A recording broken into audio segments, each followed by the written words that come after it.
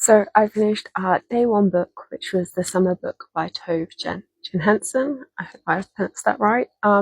This was a book that was recommended to me. So a few weeks ago, I put out a ask if anybody had any short book recommendations, just to try and make my life a little bit easier during this challenge. Because yes, and this was one of the recommendations. I didn't realize this was a translated work. This is. I'm going to read out the synopsis so I don't make any mistakes. An elderly artist and a 6-year-old granddaughter, while away a summer together on a tiny island in the Gulf of Finland, gradually the two learn to adjust to each other's fears, whims, and yearnings for independence, and a fierce yet understated love emerges, one that encompasses not only the summer inhabitants but the island itself, with its mossy rocks, windswept firs, and unpredictable seas.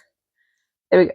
And also says 𝖜𝖊𝖑𝖈𝖔𝖒𝖊 Johansen captured much of her own experience and spirit in the book, which was her favourite of the novels she wrote for adults. This was originally published 1972, I want to say. Let me just double check.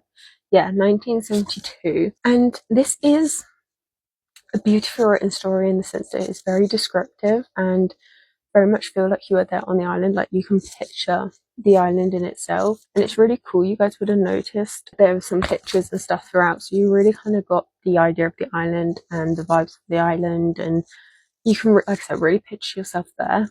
For me personally, okay, and I tried not to be too critical on this book because obviously the author uses their own experiences and stuff, but for me personally, this is very much a book that doesn't really have a plot.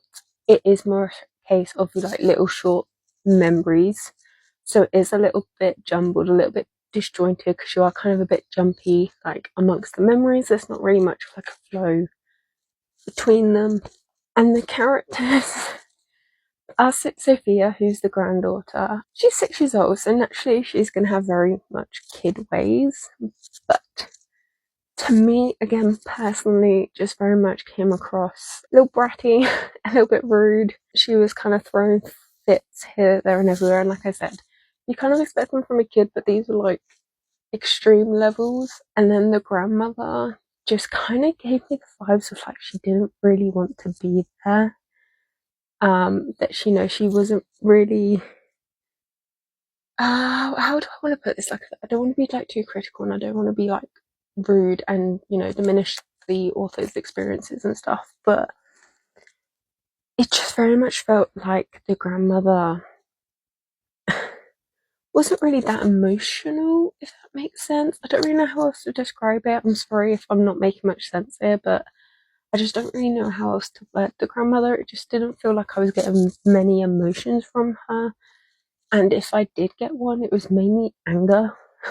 That was the only emotion that I was really seeing come through. So yeah, I wasn't the biggest fan of this book. Not probably the best out of the challenge, but I did complete it in one day. Shout out to the 𝖜𝖊𝖑𝖈𝖔𝖒𝖊 because I was on sprints with you guys all day today reading it. So shout out to you guys for keeping me sane throughout the day and keeping me motivated to finish my book. So yeah, we are one book down, and yeah, that's where we're at.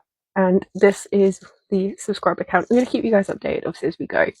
This is my current subscriber count as I'm editing and uploading this. I did want to get it up on the day, but I finished just a little bit later than I'd hoped, so you guys should be seeing it the next morning.